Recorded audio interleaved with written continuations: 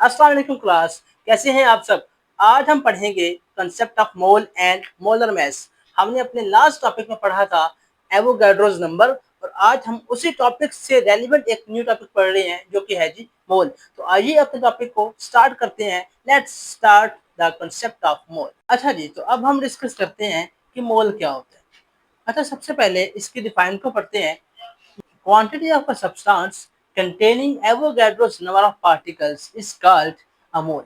ठीक है, अब इस बात को आसान अल्फाज में समझते हैं। एक मिसाल से देखिए, एक मिसाल से समझिए कि अगर आपके पास 12 अंडे हों तो आप क्या बोलेंगे?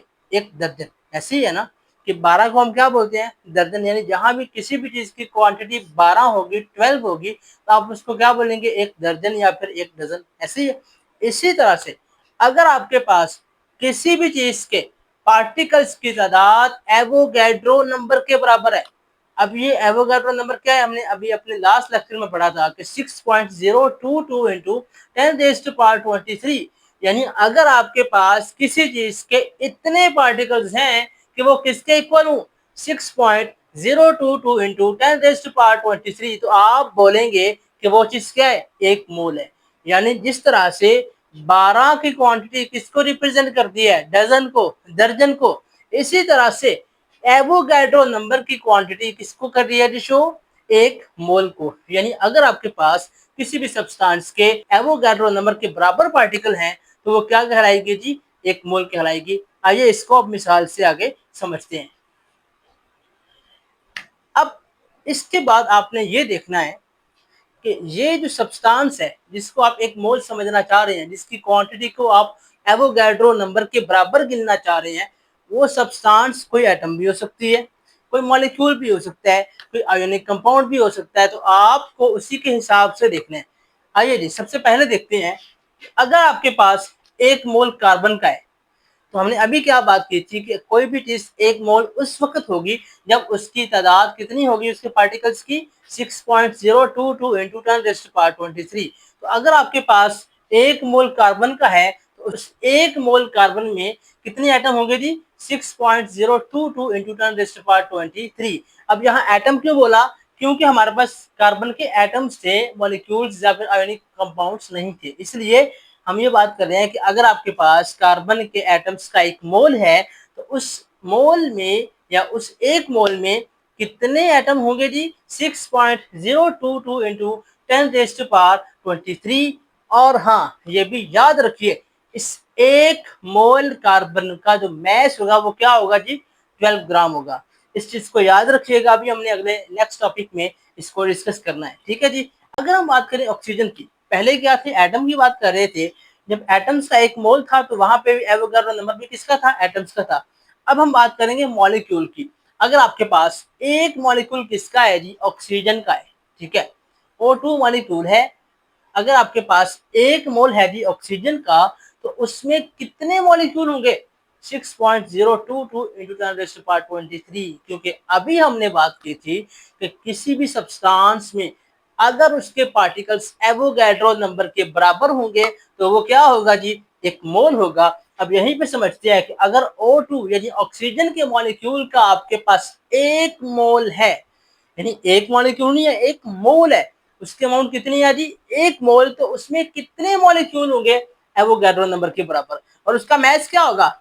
O2 की बात कर लें, ऑक्सीजन के एक एटम का मैस होता है जी 16, तो दो का कितना हो जाएगा? 32। इसलिए एक मोल ऑक्सीजन का मैस कितना होता है? 32। इसी तरह से अगली बात पे आ जाए। अगर आपके पास एक मोल ऑफ NaCl है, यानी कि साल्ट का है, अगर आपके पास NaCl का एक मोल है, तो क्योंकि हमें पता है कि NaCl क्या है? आयोनिक कंपाउंड है। और आयोनिक कंपाउंड को हम किससे शो करते हैं? फार्मूला यूनिट से। इसलिए अगर आपके पास एक मोल NaCl का होगा तो उस एक मोल NaCl में कितने पार्टिकल? पहले की तरह एवोगैड्रो नंबर के बराबर, यानी 6.022 इंटू 10⁻23। लेकिन अब ना एटम होंगे ना मॉलिक्यूल, बल्कि क्या होंगे? फार्मूला यूनिट्स होंगे। क्यों? कि ये आयोनिक कंपाउंड्स का मोल है। ठीक है, तो इसका मैस भी क्या होगा? 58.5 ग्राम। क्योंकि सोडियम का मैस होता है 23, क्लोरीन का होता है 35.5। तो दोनों को जब हम ऐड करेंगे तो आंसर क्या आएगा? 58.5। तो एक मोल NaCl का मैस कितना होता है जी? 58.5। अच्छा जी, अब अगले टॉपिक पे आते हैं जो कि आपके इसी टॉपिक से रेलिवेंट है। अब हम पढ़ना चाह रहे हैं मोलर मैस को। तो मोलर मैस क्या होता है? अगर आपके पास किसी भी चीज का 1 मोल मौजूद है तो उस मोल का जितना मैस होगा वही क्या होगा जी, हमारा मोलर मैस। मिसाल लेते हैं, हमने अभी बात की NaCl की। अगर NaCl का 1 मोल होगा तो उसमें कितने फार्मूला यूनिट होंगे? Avogadro number. उसका मैस कितना होगा? 58.5। तो ये 58.5 किसका मैस है? 1 मोल का मैस है। तो ये क्या हो जाएगा? Molar mass. यानी किसी भी चीज के 1 मोल का जो मैस है वो उसका मोलर मैस होता है। इसी तरह से हम बात करें ऑक्सीजन की, तो यहाँ पे 1 मोल जो ऑक्सीजन था उसका मैस कितना बन रहा था? 32 ग्राम। तो हम ये कहेंगे कि ऑक्सीजन के 1 मोल में जितना मैस था वो इसका मोलर मैस था, इसलिए 32 क्या है? ऑक्सीजन का मोलर मैस। यानी किसी भी चीज के 1 मोल में उसका जितना मैस होगा वो क्या होगा? उसका मोलर मैस। और उसके बाद एक और मिसाल देखते हैं, बुक में आपकी दी गई है कि अगर आपके पास हाइड्रोजन का एटम है, हाइड्रोजन के एटम का 1 मोल है, तो आपको पता है कि हाइड्रोजन का मैस क्या होता है? 1.008 ग्राम। तो अब ये 1.008 ग्राम पर मोल क्या है जी? उसका 1 मोल का मोलर मैस है। इसी तरह से अगर आपके पास H2 है, H2 क्या है? मॉलिक्यूल। H क्या था? एटम था। अब H2 क्या मॉलिक्यूल है? तो इस सूरत में आपके पास H2 के कितना मैस होगा?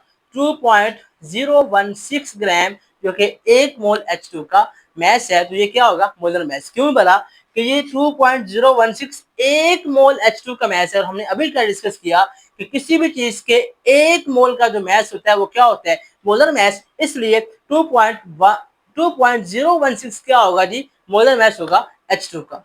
तो ये था जी हमारा आज का लेक्चर। मिलते हैं अपनी अगली वीडियो में, तब तक के लिए अल्लाह हाफिज, अस्सलाम वालेकुम।